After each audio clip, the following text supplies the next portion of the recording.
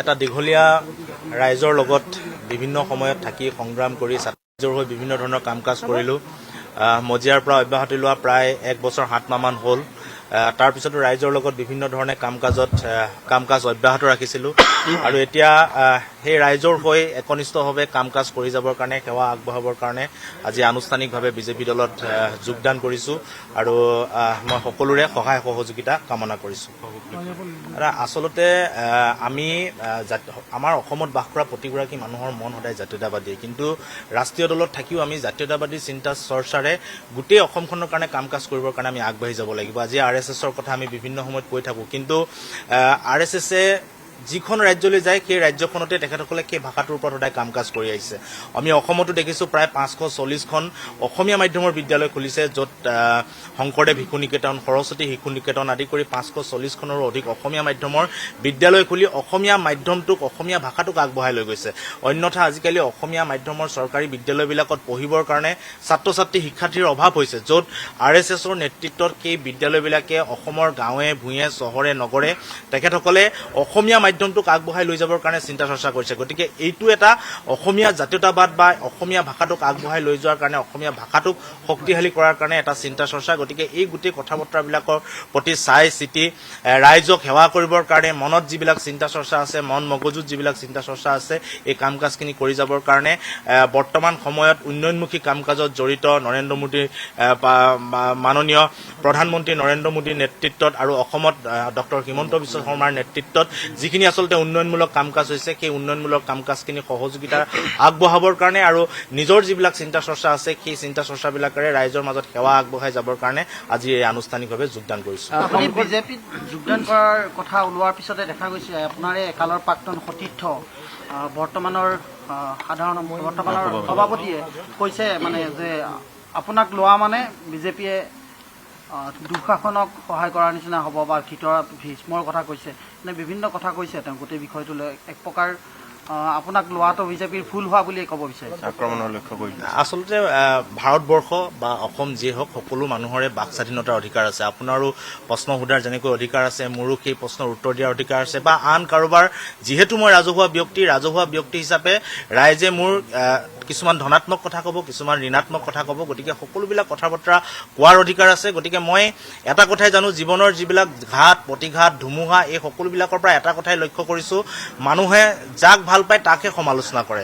আৰু আমি আপোনালোকে চাব যে এজোপা যদি বগৰী গছ থাকে, সেই বগৰী গছজোপা যদি বগৰী বা ফল লাগি থাকে, তালৈহে মানুহে ফৰমুঠি মাৰে, নঙঠা গছলৈ কোনো ফৰমুঠি নাপাৰে। গতিকে মই ভাবোঁ যে মানুহে যেতিয়া সমালোচনা কৰে, মানুহে যেতিয়া বেয়াকৈ কয়, তেতিয়া মই নিশ্চিতভাৱে তাক মই যোগাত্মক দৃষ্টিৰে লওঁ আৰু আহি থাকিবলগীয়া দিনত কাম কাজ কৰি আগবাঢ়ি যাবৰ কাৰণে শক্তি পাওঁ। গতিকে সকলোবিলাক মানুহে কোৱা কথাবিলাকৰ জৰিয়তে মই অনাগত দিনত মোৰ বিপক্ষে বা মোৰ ফালে কোৱা ধনাত্মক ঋণাত্মক এই সকলোবিলাক কথা বতৰা লৈ মই অনাগত দিনত আগবাঢ়ি যাম। গতিকে বাক স্বাধীনতা খৰ্ব কৰিব মই কেতিয়াও নিবিচাৰোঁ। মোৰ ওপৰত বা মোৰ ধাৰণাক লৈ যিয়ে যি ধৰণৰ বক্তব্য আগবঢ়াই মই সকলোবিলাক গ্ৰহণ কৰিম, ভালখিনি ল'ম, বেয়াখিনিক আঁতৰাই সমাজৰ কাৰণে কাম কাজ কৰি আগবাঢ়ি যাম। বৃহৎ নদীবান আছিলে বা বৃহৎ নদীবান বা তাৰ বিৰোধী আন্দোলনত আছুৰ মজিয়াত থাকোঁতে তীব্ৰ অকলকে আন্দোলন কৰিছিলে আৰু সেই দলটোৱে আজি শাসন চলাই আছে। শংকৰজ্যোতি বৰুৱাই বিজেপিক হিটলাৰী আৰু ফেচিষ্টবাদী আখ্যা দিছিলে, কিন্তু কেনেকে ভাল আমি যেতিয়া ছাত্ৰ সন্থাত আছিলোঁ, তেতিয়া কা যিখন আন্দোলন আছিল, সেই আন্দোলনখন আমি উচ্চতম ন্যায়ালয়ৰ মজিয়াত আমি পাইছিলোঁ। আৰু এতিয়াও কা আন্দোলনখন কা বিষয়টো উচ্চতম ন্যায়ালয়ৰ বিচাৰাধীন হৈ আছে। গতিকে উচ্চতম ন্যায়ালয়ে যি ৰায় দিব, সেই ৰায় সমগ্ৰ বিশ্বই বা সমগ্ৰ ভাৰতবৰ্ষ অসমে মানি ল'বৰ কাৰণে বাধ্য হ'ব। কিন্তু দেখা গৈছে যে ৰাইজে আপোনাক বিৰোধিতা কৰা নাই বেছি। আপুনি বিজেপিলৈ আহিছে, ৰাইজে বিশেষ একো কোৱা নাই, কিন্তু কৈছে আপোনাৰ একালৰে প্ৰাক্তন সতীৰ্থসকলে যে কি কাৰণত শংকৰজ্যোতি বৰুৱাই এনেকুৱা কৰিছে, আৰু শংকৰজ্যোতি বৰুৱাই বিশেষকৈ বিজেপিলৈ অহাটো তেওঁলোকে বেয়া পাইছে। ইয়াৰ আঁৰত কিবা এটা কাৰণ আছে নেকি, যিসকল আপোনাৰ আচলতে মোৰ মনটো খুব চফা। গতিকে মই মানুহে কৰা ষড়যন্ত্ৰ মই কেতিয়াও দেখা নাপাওঁ।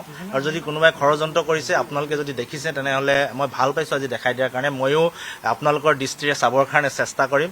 গতিকে মই এটা কথা ভাবোঁ যে ভগৱানে সদায় ভাল চকুৰে চাব লাগে। মানুহে যদি হিংসা কৰে উন্নতি হয়, ভগৱানে হিংসা কৰিলে অধুন্নতি হয়। গতিকে মই সেই সকলোবিলাকক মই সদায় যোগাত্মক দৃষ্টিৰে লওঁ আৰু মই মোৰ মনটো চফা কাৰণে কেতিয়াও মই ঋণাত্মক দৃষ্টিভংগীৰে কাৰো আচলতে বক্তব্যবিলাক নাচাওঁ। গতিকে আজি আপুনি যিহেতু উদঙাই দিছে মোৰ শুভাকাংক্ষী হিচাপে মই নিশ্চিতভাৱে আজিৰ পৰা সেইখিনি তন্নকৈ চাবৰ কাৰণে চেষ্টা কৰিম। আশা চলিছিল শংকৰজ্যোতি বৰুৱাই কংগ্ৰেছত যোগদান কৰিব, দিন বাৰো ঠিক হৈছিলে, কিন্তু শেষ মুহূৰ্তত কিবা এটা নিমিলিল, সঁচা নেকি কথাটো?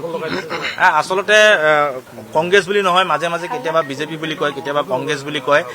বিভিন্ন সময়ত এনেকুৱা ধৰণৰ চৰ্চা হৈ থাকে। গতিকে মই ভাবোঁ যে মই চৰ্চা কৰাৰ বিষয় চাগে সেইকাৰণে মোক এনেকুৱা ধৰণে চৰ্চা কৰা হয়। আৰু মই আগতেও কৈছিলোঁ যে যিদিনাখন বিষয়টো সমাগত হ'ব মই সেইদিনাখন জনাম। আৰু যোৱাকালি মই মোৰ ফেচবুক পোষ্টত কৈছিলোঁ যে ৰাজনৈতিকভাৱে সিদ্ধান্ত লোৱাৰ সময় সমাগত।